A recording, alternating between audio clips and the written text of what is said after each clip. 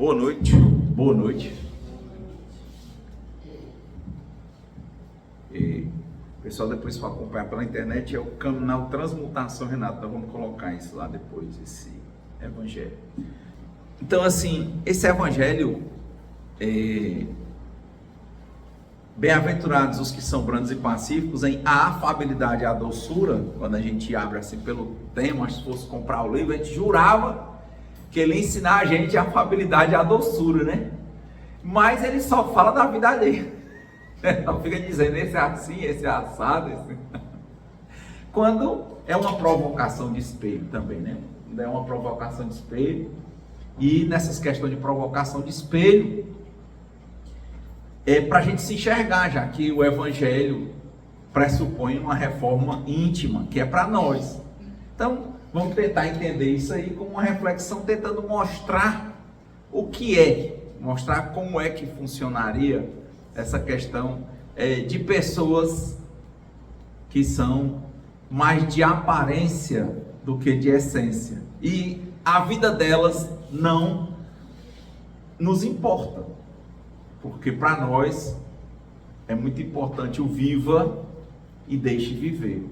Para nós é muito importante aquele trecho do Emmanuel com o Chico Xavier, que eles dizem: dou aos outros o direito de serem como quiserem, mas eu tenho o dever de ser melhor do que eu mesmo a cada dia, sem ter a pretensão de ser melhor do que ninguém.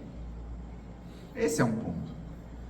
Então Deus, a vida, na vida há uma sinergia, tudo funcionando em sintonia. Quando nós estamos sintonizados, tudo vai fluindo. Quem vai com a vida, ninguém pode abater, a não ser no tempo da vida. E quem vai nadar contra a corrente, não dá nem para exercitar, como diz o Lulu Santos, você sucumbe. Então, essas questões da comparação são muito interessantes. Então, outro dia, uma pessoa, hoje mesmo, me mandou uma mensagem assim: há umas divisões de funções, e aí as coisas vão passando, e a pessoa diz assim: por que eu tenho que fazer e você não tem que fazer? Não importa. A grande questão é: ou eu cumpro o que está previamente estabelecido, ou não me importa o que você faz ou deixa de fazer. O que me importa é o que eu faço. Mas na hora que eu pergunto, por que você não? Há ou não há uma comparação? E a frase é: dou aos outros o direito de serem como quiserem. Ah, cara, você não está fazendo a sua parte, não? Pode ser que você tenha, pode ser que eu esteja julgando errado. Ou pode ser que realmente você esteja errado, você não está fazendo a sua parte. Mas assim, não é vive e deixe viver? Que me importa? Eu não trabalho para ti, cara. Ou eu não sou teu sócio, ou eu não sou teu marido, ou tua esposa, teu amante, namorado, não sei. Eu trabalho para Deus. Então, é displicente, dispensável. Mas a pergunta traz naturalmente uma comparação, é claro. Por que eu posso e por que você não? Quando a pergunta era para ser o quê? Eu vou fazer o que eu acho que é certo. E o que eu acho que é certo é o que agrada a Deus. E se eu vou com Deus, eu sou imbatível. Se o meu irmão, que eu digo que é meu irmão, não faz, problema dele. Eu tenho que fazer o melhor. Não é isso que ele falou? Sobre a palavra que ele usou. Ele até usou dois tipos de tradução: benevolência. Não foi? Ele usou benevolência, que é uma coisa pura, e ele contrapõe com uma bonomia. Ele usou essa palavra, bonomia. Outra coisa. Quer dizer que é só ter o nome de bom. O outro é de volitivo, de mexer, né? É assim, o seu movimento é bom, benevolência. Bonomia, você aparenta bondade que você não tem. Então começa com essa discussão. Por que eu tenho que me comparar? Por que você não fez isso? com quem quer manipular a situação. A discussão é: se você está certo, vai dar certo. Se você está errado, vai dar errado. Porque isso é uma lei da vida. Quantas vezes, às vezes, você encontra pessoas dizendo assim: ah, rapaz, você me traiu, então vou botar chifre também. O que você tem a ver se ele te traiu? Ah, não quer dizer que eu não vou gostar ou vou gostar. Não estou dizendo isso. Não importa o que o outro faça, importa o que eu faço. Se acontecer uma coisa que você não gostou, converse. Se não quer, deixe. Mas você não precisa se igualar. Precisa. Mas no processo de comparação é tão comum. A pessoa sai com raiva do outro, vai entrar, agora eu vou pro bar, vou botar uma roupa assim, uma roupa assada, para ele ficar com raiva, para eu arrumar outra, eu vou beber para eu criar coragem, eu vou usar droga para eu fazer e depois, né, que eu vou me vingar. Poxa, você está fazendo mal a ele? Você está fazendo mal a ele? Ou você está fazendo mal a você? Essa reflexão me calha. E quando a pessoa me perguntou, eu lembrei um texto muito interessante que eu recomendo a vocês. Tem ele falado, bem falado, e tem ele escrito, né? Que é do taoísmo, chama-se Tao. Tao quer dizer caminho. A sabedoria do silêncio interno. Ele começa assim: pense no que vai dizer antes de abrir a boca. T-A-O. Então no YouTube você vai ver que tem um símbolozinho do yin e o yang, e é uma voz perfeita. Pense no que vai dizer antes de abrir a boca. Eu vou montar esse vídeo, qualquer coisa, eu vou ver se eu coloco no final. E ele diz assim: não se defenda. É o caso, quando a pessoa me perguntou, o que eu respondi? Nada. Se eu estou certo, vai dar certo. Se eu estou errado, vai dar errado. Ponto.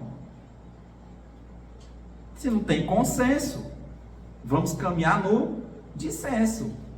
Mas certas questões não vão fazer avançar, não tenho o que responder. Eu tenho que tentar fazer o que eu compreendo que é certo. Não por ser minha opinião. Todo dia, a cada minuto, cada segundo, a cada 24 horas, eu vou estar sempre... Aí é um processo de meditação permanente. Eu tenho a minha meditação de meia hora diária, parado. Mas em todo momento é um momento de atenção plena. Procurando sempre isso. A bonomia ou a benevolência? A benevolência. Eu terminei semana próxima passada, um livro, por volta talvez uns 500 anos antes de Cristo, que é o Analectos, do Confúcio. E é uma das coisas que mais o Confúcio fala sobre ser um cavaleiro, e para ser um cavaleiro é porque é uma pessoa que é benevolente. Então, o tema central do Confúcio é a benevolência. Então, quer dizer, é muito relevante, tantas máximas interessantes, né, nos Analectos. E eu sempre fico pensando, pega ali o Confúcio. Ele gostava muito do Tao Te Ching, né, que já era de Lao Tse, também da literatura chinesa. Ele gosta do I Ching, então eu tinha lido o Tao Te Ching, depois fui ler o I Ching, e lá diziam que Confúcio dizia que a coisa mais importante que tinha era o I Ching. Eu li o I Ching e depois fui ler o Confúcio. Mas muito interessante a sabedoria oriental, porque foi tratar exatamente da benevolência. Quer dizer, muitas questões para refletir. Aí você lembra que eu estou dizendo o taoísmo, né? Lembrei da sabedoria do silêncio, do Tao. O I Ching do Fu Xi, né? Também é um autor chinês. Muito interessante fazer esse tipo de reflexão. E dentro dessa perspectiva você chega no outro autor que fica ali ele é indiano, mas fica entre a Índia, o Tibete, o Japão e a China. Hoje o Tibete é tomado pela China, né? Que é Buda. E o livro muito bom mesmo, se você quiser ler assim um livro bom, chama-se Dhammapada. São máximas do Buda. Reflexões. Então, o Buda, ele traz uma reflexão interessantíssima sobre a impermanência das coisas do mundo, a impermanência das coisas da vida. E reforça o que a gente está dizendo, que a finalidade da vida é a atenção para que a gente tenha um aprendizado permanente. O sofrimento vem da não aceitação de que as coisas são passageiras, impermanentes.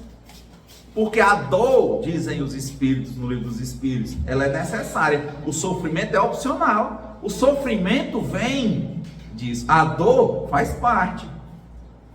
A dor é o alerta. A dor é o sinal amarelo. A dor é o momento em que está se dizendo, olha, você agora vai, se aprender, vai crescer.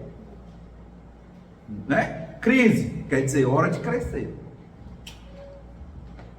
Mas o sofrimento vem do apego ao conhecido, do apego ao que a gente quer dizer que a vida tem uma segurança, de um apego a uma mera ideia, porque a vida ela é impermanente. Por isso que eu estou falando, se eu for tratar disso, de uma questão minha com outra pessoa, que fica se comparando, ou eu me comparando, achando mais, achando menos, cara, é como se a vida só fosse aquilo ali, só que aquilo ali vai passar. A pessoa tem que entender que aquilo ali é uma mera lição. A minha passagem na vida de vocês é só uma mera passagem. Não sou mais, não sou menos. É uma mera passagem. Mas que pelas leis da vida não é uma passagem, como diz em Alves, em branco. Não é. Por quê? Porque nós nos encontramos. Não porque somos almas gêmeas. Nós nos encontramos porque faz parte do nosso processo evolutivo. Nós temos coisas para aprender e para ensinar uns para os outros. Nesse momento. Tem um vídeo muito interessante do Osho, que o Osho está lá onde ele morava lá, né? E tinha tipo um auditório gigante, né? Aí o cara chegou, né? Na época não chamava o Osho de Osho, né? Isso aí já foi depois que o Osho saiu dos Estados Unidos e voltou para a Índia. E chamavam ele de Bhagawan Rajneesh. Tem até um documentário bem polêmico no Netflix, chama-se exatamente do Osho, né? Que é sobre Rajneesh Puran, uma cidade feita pelo povo do Osho nos Estados Unidos. E o cara disse assim, né? Que chegou lá, tinha um ambiente de meditação que chamava Buddha Hall, né? O lugar do Buda de meditação. Aí o cara chegou e disse assim, Osho, perguntavam, né? Tinha um momento dele falar. Ele disse, eu tive um sonho que eu chegava aqui no Buddha Hall e ele era muito solicitado, né? E o senhor estava aqui sozinho. E o senhor começava a falar e falava só para mim. O que isso significa? Aí o Osho disse, olha, eu vim para cá e falar. É normal, o meu papel é falar. Ele disse, olha, uma planta, uma florzinha, quando ela se abre de manhã, tem aquela que chama bom dia, né? Ela não quer saber se você está olhando para ela. Ela abre, dá a beleza, exala um cheiro, e não está se importando se vocês estão olhando. Vocês estão assistindo, se vocês estão compreendendo, o que vocês estão achando? Ela nasceu para fazer aquilo e ela faz. Ele disse, então eu nasci para falar. Então na hora que eu chegar a minha hora de falar, eu vou falar. Ele disse, se você tiver aqui ou não tiver, eu vou falar. Se tiver uma pessoa ou 1000, eu vou falar. Ou milhares ou milhões. E eu vou falar, e eu vou contar piada para mim mesmo, eu vou sorrir. Porque o meu papel é esse.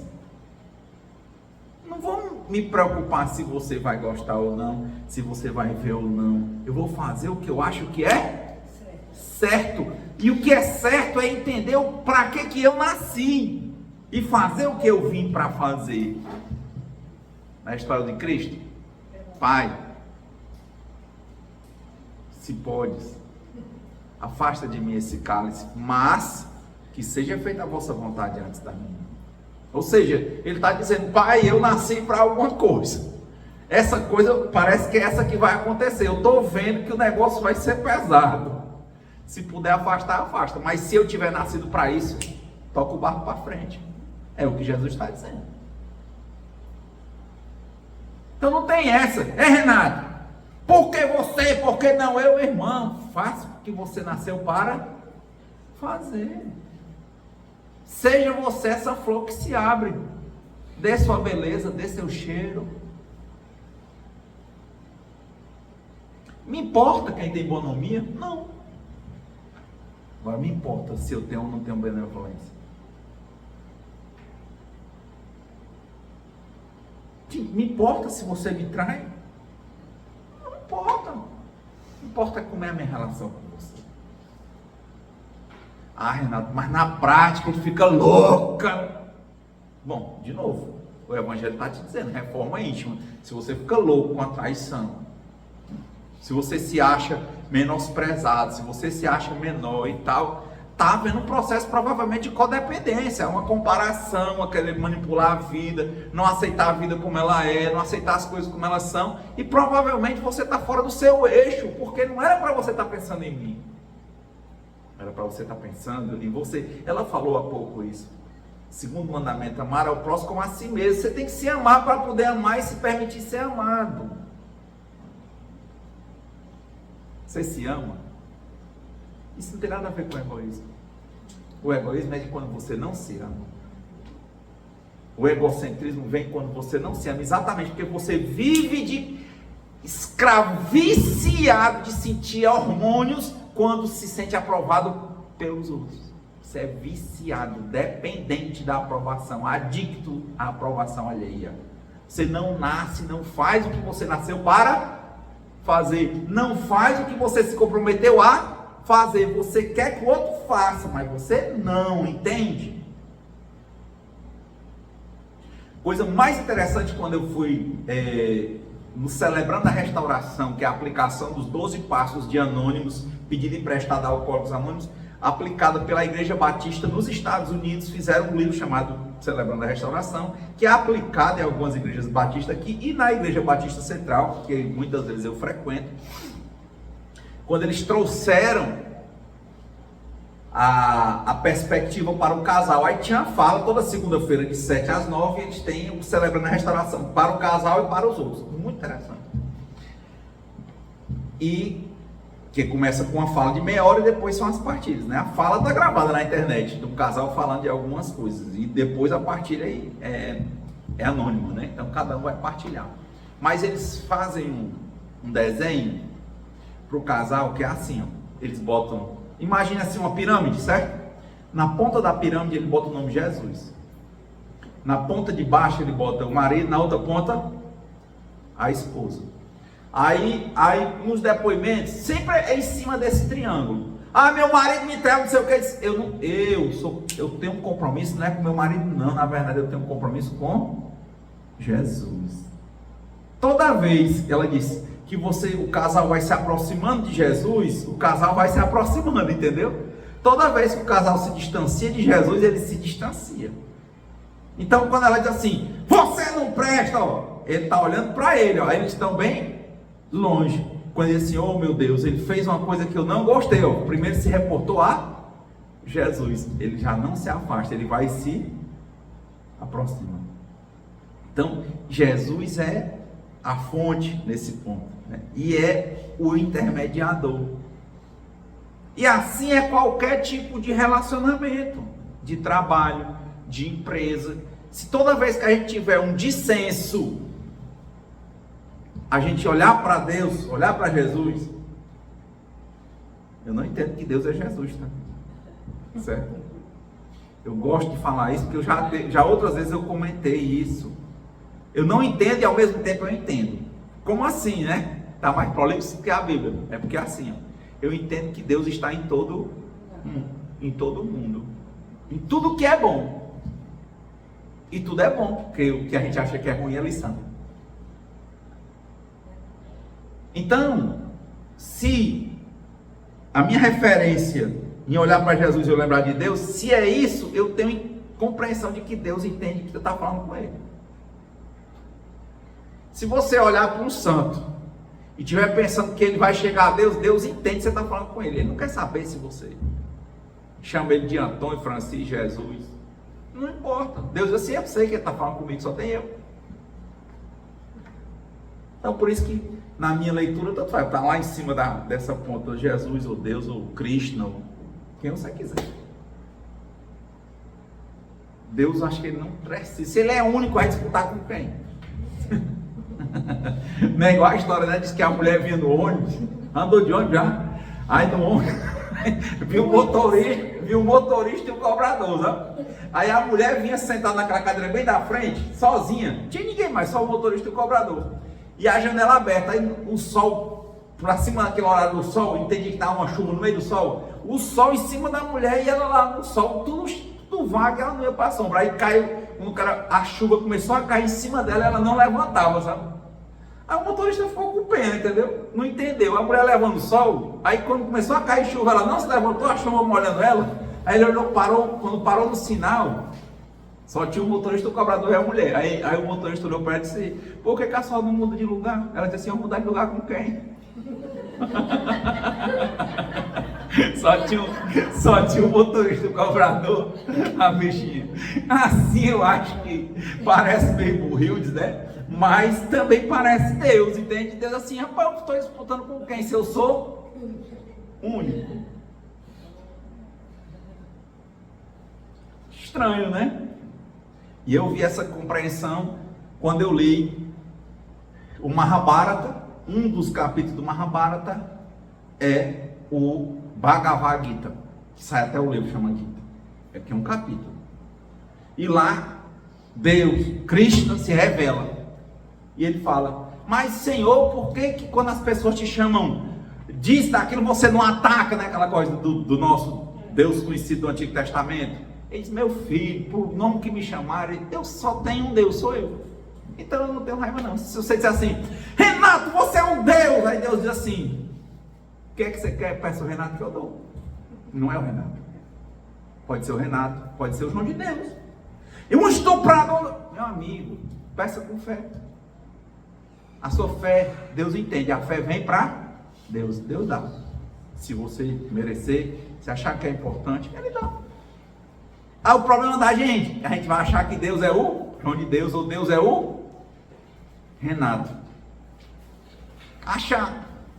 E Deus nem tem esse problema. A gente vai endeusar o que não é Deus. Aí se o Renato errar, se o João de Deus errar, o outro errar, aí, ai Deus. Não, Deus do mesmo jeito. Procure outro, procure uma pedra. Ah, essa pedra, aí Deus, tome, te dou. Sou eu, só tem eu. Né? Essa perspectiva que a gente está falando, né? Dá na mesma. Qual é a comparação que Deus tem com quem? Deus é Deus. E você é você. Por isso que o primeiro mandamento era amar a Deus sobre todas as coisas. E o segundo, amar ao próximo como a ti mesmo. Você tem que se amar. Não é a sua opinião. Ah, não. É uma vida em que você está para aprender e melhorar cada vez mais a cada dia. Sabendo que toda vez que você fizer certo vai dar certo, fizer errado, vai dar errado. Você não engana a Deus, é isso que ele está falando. Procure a benevolência e não a bonomia. Deus está vendo, ponto. Do mesmo jeito que Deus, está nem aí, entende? Está nem aí. Eu quero rogar por essa pedra, eu vou começar a lamber o chão. Aqui, lamber voltando e indo, e Deus vai me dar minha cura. Se Deus olhar que você está com fé, você lamber no chão, no lambendo, achando que é o chão, Ele olha, essa menina tem fé. E ela tem merecimento. Vou dar a cura dela. Ele que deu. Aí você ficou, agora todo dia eu vou arrancar a carlinha, você deixa arrancar um pedaço de chão e levar lá para casa, que eu lambi e fiquei boa. Arranca. E Deus vai brigar com isso? Não.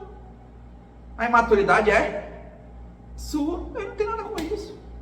Se Ele tem para dar e Deus é abundante, você está precisando, está merecendo, Ele te dá. Se você vai agradecer, se você não vai, não importa. Você vai dizer que é outro, não importa. Deus é minha mãe. Tá, ok, no problem. Só quero te dizer que só existe um Deus. Você vê Ele em Jesus? Fica com Jesus. Você vê Ele em Cristo? Fica com Cristo. Vê Ele aqui na igreja Evangelho, fica com ele. Vê no centro espírita, fica com ele. Você vê lá no centro de Umbanda, fica lá, pô. Ele não vai dizer nada, entende? Porque ele é Deus, ele não tem ninguém para trocar o lugar, entendeu? O lugar é dele. Só isso. É por isso que antes de existir letras, existiram as letras, antes de existir a Bíblia, antes de existir a fala, Deus já existia. Então, tudo isso é besteira. Tá vendo como a gente começou com uma pergunta de comparação? Porque Deus é Deus e Deus é infinitamente bom, infinitamente justo, infinitamente sábio. Acabou-se. Então não tem essa. Porque você, meu irmão, faça a sua parte. E na sua parte, não vá fazer ela pensando em me ensinar, porque isso é manipulação. Nem em me punir, nem nada. Faça a sua parte pensando no que é o melhor que você pode fazer com o que Deus te deu. Só isso. Toda vez que o Renato errar, fala com Deus. Diz: Deus, ajuda aí com o Renato. Mas eu, Senhor, ao mesmo tempo me mostra o que é que eu tenho que fazer, porque eu quero fazer o melhor possível. Eu não tenho que perguntar ao Renato, eu tenho que conversar com Deus, para eu fazer o que é melhor. Não importa, não me importa. Como eu estou dizendo, Deus não se importa, Ele não se importa com o que é que você está pensando. Agora, se você estiver no caminho do bem, e esse caminho, por isso que é o tal, né? Um caminho, você for melhorando, tendo a sua reforma íntima, sendo melhor a cada dia, mais você vai ver Deus que está com você, só que você não vê. A bonomia te afasta de Deus, a benevolência faz você ver Deus. Você vê Deus, você não precisa buscar Deus, você vê Deus. Então, achei interessante, né? Que o Evangelho é uma plena comparação. Eu tenho feito isso. Muitas pessoas com as quais eu tenho dissensos, quando eu tenho dissenso, e eu até já falei também disso, né? Sempre me diziam que a vida era a arte dos consensos, não é isso? Eu acho que não. A vida é a arte do dissenso. Porque quando há consenso, não tem briga. E a vida é cheia de divergência. Sucesso é quando a gente tem dissenso e consegue tocar a bola para frente e vencer, entende? Não é só quando dá certo. Porque quando a gente quer uma coisa que só dá certo, só é legal, provavelmente é o egoísmo, o egocentrismo que está fazendo com que a gente ache que a vida é do jeito que a gente quer, só que a vida não é do jeito que a gente quer, a vida é do jeito que ela é. E ela, quando eu digo ela é do jeito que ela é conforme a vontade de Deus. Pronto. No livro Boa Nova, Jesus foi falar, eu sempre falo essa passagem, em Jerusalém, em Nazaré, e o pessoal tudo da Galileia falando mal dele, e os apóstolos querendo, né, eles não acreditavam que ele era Jesus, né, assim, o santo de casa não obra milagre, né, esse menino aqui, isso aí, é filho de José, de Maria, daí, no rio pelo meio da rua, isso aí não é o filho de Deus, nem nada não. E eles começaram a tentar amenizar e tal, e quando Jesus terminou o discurso dele, saiu, porque Jesus chegou lá para fazer o que era para fazer, aí eles saíram falando que defenderam Jesus, e Jesus não falava nada, eles caminhando na estrada. Aí teve uma hora que Pedro não se conteve e disse: ouviu, mestre, que nós lhe defendemos, foi muito no meio do povo, quem estava falando mal do Senhor, nós fomos defender. Aí Jesus olhou para ele e disse: Pedro, quem foi que te disse que eu vim para agradar todo mundo, Pedro? Eu não vim aqui para agradar todo mundo. Eu vim aqui para desenvolver o reino de Deus na vida, no coração de cada pessoa. Você já desenvolveu o reino de Deus na tua vida, Pedro? Aí Pedro ficou todo errado. Quer dizer, Jesus, como ele está dizendo, eu sou essa flor que desabrocha na hora de desabrochar. Eu vim aqui para viver 33 anos, e quando de tantos anos a tantos anos eu vou falar, eu vou fazer isso, eu vou fazer aquilo. Eu vim fazer e faço, e quando acabar a minha hora eu vou embora. Você gostando ou não gostando, você entendendo ou não entendendo, entende? Não é antipático, é real. Poxa, é tão grosseiro, uma pessoa que está falando, dizer que não está aqui para me agradar. Chega, dói, porque a gente está tão acostumado. Olha, curta, dê like, não sei o que, papapá. Não. Estou aqui para fazer o que eu estou para fazer. E não era para soar isso como antipático, mas para a gente soa. Tem nada de antipático, Jesus, eu vim para fazer o que eu vim fazer. É a mesma história do Osho. Eu vim para falar, sabe? Se tem gente que não vai ouvir, se não vem ninguém, eu vou chegar lá para me falar de 1 hora, eu vou falar 1 hora. E ele nem estava falando de encarnados e desencarnados. Eu vou falar. E Jesus disse, eu vou fazer o que eu vim fazer. Não é aquele que prega no deserto? Ah, você está pregando? Prego daí. Se não tivesse esse que pregava no deserto sozinho, não tinha ninguém falando do pregador no deserto. Não importa. Importa você fazer a sua parte. Está vendo a relação sua com Deus? Mas na outra ponta pode ser sua esposa e pode ser qualquer pessoa do mundo ou o mundo. Toda vez que o mundo não vai como você quer, você conversa com Deus. Mas você não faz isso. Ó, você vem aqui. Aí vem 2 carros. Eu vim para cá hoje. Tava de boa. Aí vi um táxi. Para ele na igreja de Fátima. Um táxi, um carro na minha frente e outro. O sinal abriu e o táxi ficou parado. O que eu fiz? Pé! Deus está sorrindo. Ele diz assim: ô filho, não conversa comigo. Não, porque eu quero resolver isso aí. Você não ia resolver. Não resolveu nada. No trânsito as pessoas querem fluir, alguma coisa aconteceu. Ah, por isso que a gente encerra o coração da serenidade, né? Que eu tenho que saber o que eu tenho que fazer e saber me calar quando eu tenho que me calar. Mas isso aí não vai resolver. Eu me lembro há, 20 anos atrás, uma vez, eu ia fazer uma palestra à tarde e eu tinha feito pela manhã e eu gosto de dormir depois do almoço, é pouco, mas enfim, eu chegou quase em cima do horário. Aí eu acordei todo atordoado e achar as coisas, não sei o que, não ia dar tempo de tomar banho, só botando a roupa. E quando eu me aperrei que não achava uma coisa ou outra, eu dei um chute na parede. Eu dei um chute na parede. Serviu de quê? A sorte que eu não quebrei, que eu estava de sapato.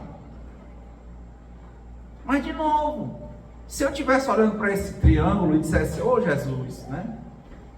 Me perdoa, faz do teu jeito, não existe acaso.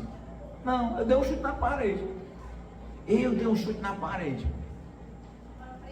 E é porque anos antes eu tinha um colega que tinha ficado com raiva da irmã e deu um murro na parede e quebrou os ossos da mão. E eu disse: ó, o doido. Aí quase que eu quebro o pé, porque eu dei um chute na parede. Por isso que é atenção plena, é prestar atenção no que a gente está fazendo. Mas a nossa preocupação está tão grande em olhar para o que o outro está fazendo. Era para a gente estar focado na nossa própria benevolência. Mas não, a gente está preocupado na benevolência ou bonomia do outro. Principalmente quando tem relação conosco. E isso não tem nada a ver, cara. Um caso, eu estava num atendimento espiritual, muitos anos, uma moça linda, belíssima. Aí, estava sempre lá pelo centro, tudo, aí um dia ela veio falar.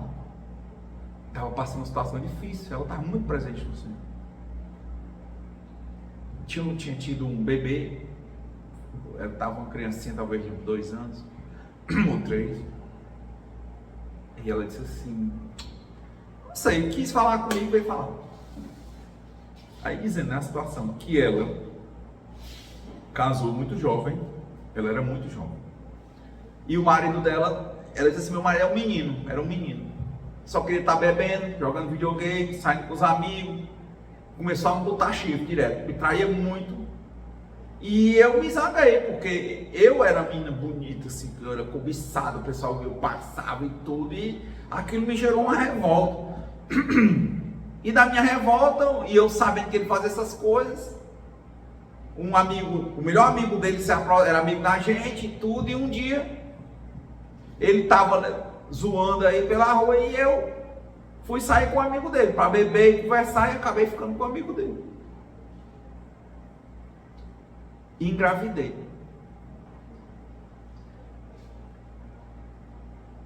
E aí a coisa ficou todo mundo sabendo, porque com a raiva que eu tava, todo mundo viu eu bebendo com esse cara, que eu fui logo, foi no bairro logo, né? E quando apareceu grávida, o meu marido disse que não era dele. Aí foi pro outro, o outro disse que também não era dele. Aí, o DNA era do amigo. Meu marido não me quis e o amigo não quis. E aí eu tô aí. Fiquei jovem, não tenho muita condição de estudo, tenho formação. E tô aí, tô jovem, tenho um menino para cuidar e nem o marido, o emprego a pensão é muito pouca, a confusão do outro. A minha família não me aceita, a família do meu marido não me aceita, o meu marido não me aceita e o amigo não me aceita, e onde eu ando todo mundo acha que eu não presto. A pessoa diz assim, é porque você é machista, porque se fosse o homem... Não é essa questão de homem e mulher, gente, a questão que vem à minha cabeça poxa, o outro fazer uma coisa que você não gosta, chegar ao nível de fazer uma coisa que você acha que é ruim, você vai se nivelar aquilo.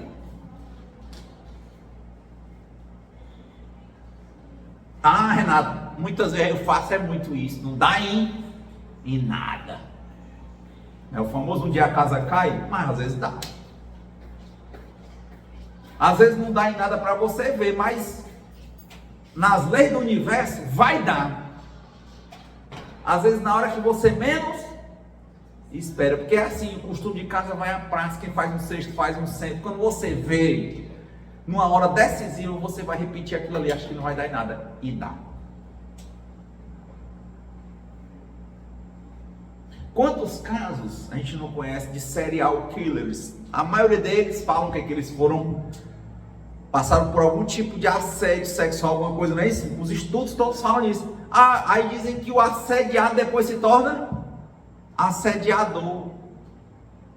Tá vendo? Se coloca no mesmo nível.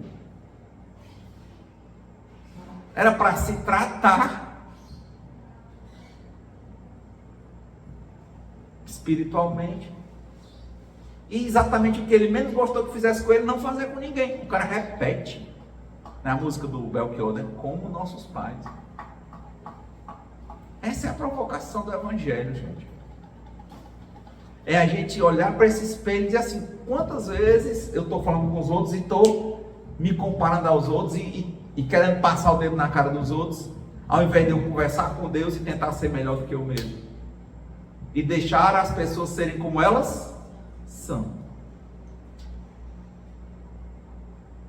Viva e deixe viver. Eu conheço casos de uma família extremamente unida, cara militar, 6 anos tinha promoção, ia se mudando de lugar, e aí os filhos, e o amor danado, e não sei o que, não sei o que. Ele pintava, dizem os filhos, daquele pai modelo, a mãe modelo. Aí um dia descobriram que ele estava tendo um caso com a doméstica da casa. Uma confusão, um negócio, tudo. Aí acabou que ela ou engravidou, não sei se dele ou de outra, ele foi, acabou que a mulher não quis, mas ele acabou indo viver com essa moça. Esse homem morreu, e os filhos que eram mais próximos a ele, principalmente tinha um que era o mais ligado a ele, nunca mais tomou parte na coisa pro lado da mãe. E o pai dele até morrer, ele tinha ódio, ele era um menino comportado, ele era um menino do colégio militar, o menino virou comedor compulsivo, alcoólatra, e não aceitava o pai, entendeu? Dizia que era um hipócrita. Processo de comparação. Uma pergunta bíblica, né? Tem lá, Jesus disse: de que é que vale tu ganhar o mundo e perder a ti mesmo? Não, para os outros, talvez se não é bonomia. Olha, eu sou do lado da minha mãe, meu pai está errado, aquele bicho não é para ser nem meu pai, me enganou, pensava que era um cidadão, que era um vagabundo. Eu dizia de jeito com o pai dele. Né? A música, né? Cachorro safado sem vergonha, né? Então é isso aí. E eu estou do lado da minha mãe, todo mundo vai valorizar porque eu estou do lado da minha mãe, porque meu pai está errado. E perdeu a relação com o pai. Se misturou no relacionamento do pai com a mãe, não teve o contato com esse outro irmão que surgiu, e a própria vida dessa pessoa ficou, como diz no sistema familiar, ficou um emaranhado de amargura, de raiva. Toda vez que se embriagava era para falar do pai. Tá vendo? Se tivesse o triângulo, oh meu Deus, não, eu vou bater no meu pai.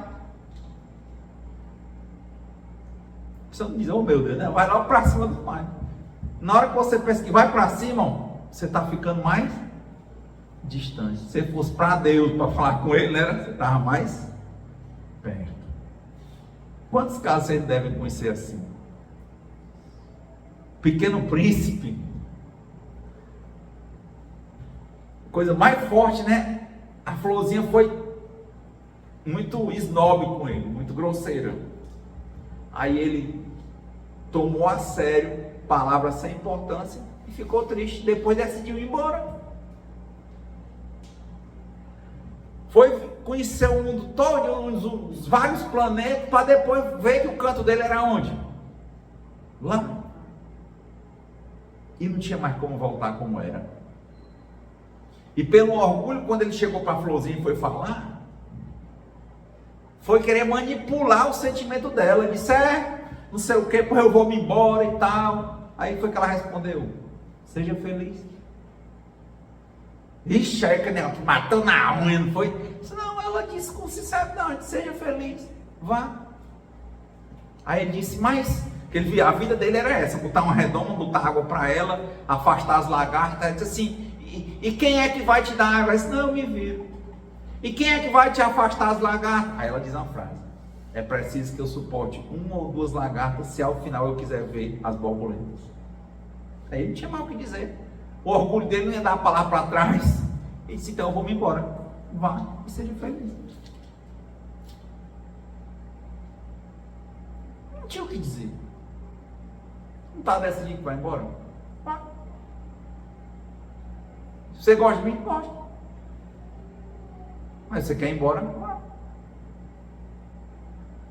Eu vou ficar aqui.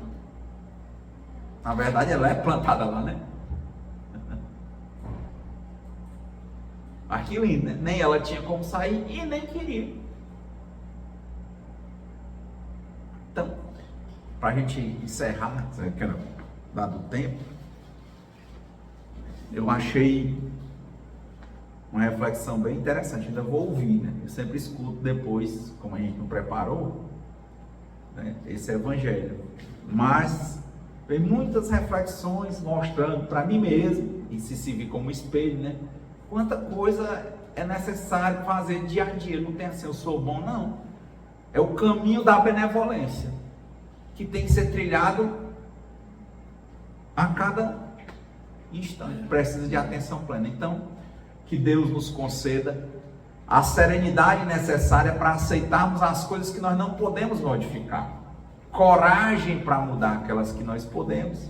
E sabedoria para reconhecer a diferença. Né?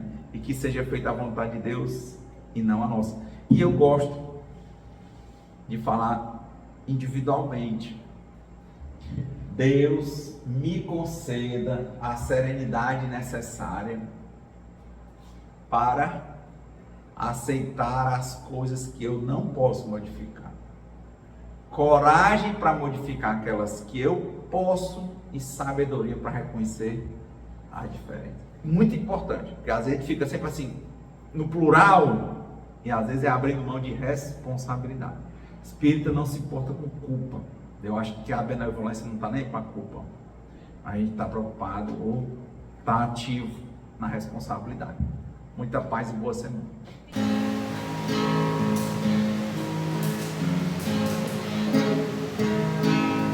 Quem espera que a vida seja feita de ilusão, pode até ficar maluco ou morrer na solidão. É preciso ter cuidado pra mais tarde não sofrer. É preciso saber viver. Toda pedra do caminho você deve retirar. Uma flor que tem espinho você pode se arranhar. Se o bem e o mal existem, você pode escolher. É preciso saber viver. É preciso saber viver. É preciso saber viver. É preciso saber viver.